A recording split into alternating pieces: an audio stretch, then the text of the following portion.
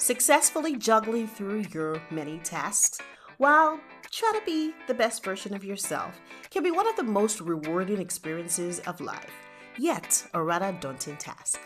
Now join Cresta Durojaiye, Africa's leading productivity expert and life strategist, as she equips and empowers you with practical tools that bring organization and structure to help you be more efficient and live your best life possible. If you struggle with pulling it all together and need someone to handhold you through the process, this is the podcast for you. You're listening to Life Lessons with Cresta Durojaiye. Hello, it is good to have you back here again on the Life Lessons podcast.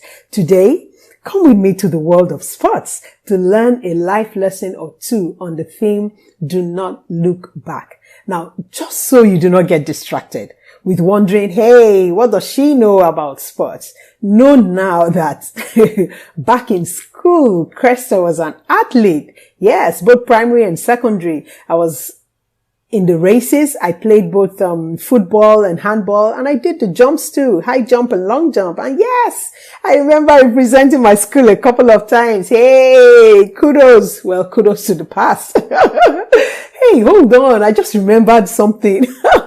Really funny. There's glucose. Yes, Allen Bray's Glucose D. I cannot forget that name. So when you're running and you're heading towards the finish line, you just notice your house mistresses and the school matrons running and, waiting already at the finish line for you. As soon as you get there, they pour some glucose in your palms, and the moment you suck it up, you just get revived instantly. I really did a lot of the glucose stuff because I was super skinny and frail and almost fainting every time I ran.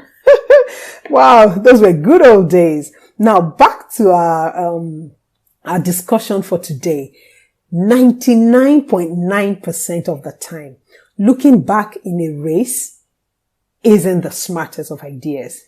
You're wondering why? Now, generally in the mind of an athlete, it signals a negative mind shift, especially with swimmers, runners, and generally people involved in any form of race. They look back. Why? It is because most times they are afraid or concerned that someone is, catching up with them. Now, you will be amazed at what that singular act of briefly checking does to you. First of all, your mindset shifts from that of a person who is running to win to that of one who is, running to avoid losing. Now, without realizing it, fear just sets in and you begin to second guess your ability to make it through. Now, all the while you are juggling with your mind back and forth and looking over your shoulder, the legs that initially propelled you somehow begin to wear and tire out. What seemed to you like a minor thought window begins to seriously affect your entire race. Or, if we liken it to life generally, it affects your journey in life. Now, we are all running the race of life, and we need to realize that every time that we turn to check if we are losing or turn to assess how others are doing, our focus and our attention deviates from working towards an excellent and worthy finish line to just comparing ourselves with others and second guessing our ability to make it. Sometimes the constant act of checking to see how others are faring and if they are closing in on you shakes your confidence level. Yeah. On the flip side though, looking back and seeing no one closing in on you gives you, momentary respite. But the truth is that you become increasingly anxious and subsequently you find yourself looking over your shoulder to see how others are performing compared to you.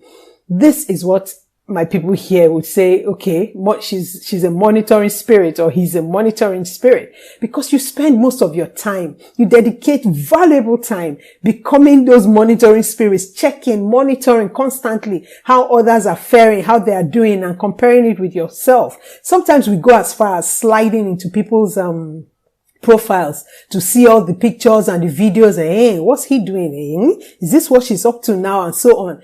Listen, this robs you of the pleasures and joys that come with accomplishing the goals which you have worked and trained hard for. It leaves you occasionally feeling low. Why? Because you are too busy running to ensure you do not lose, instead of running to ensure that you win. Your performance is, significantly reduced because your mind is constantly restricted. Now, my charge to us today is not complicated at all. It is simple and very straightforward. We need to resist the urge to look back or look over our shoulder.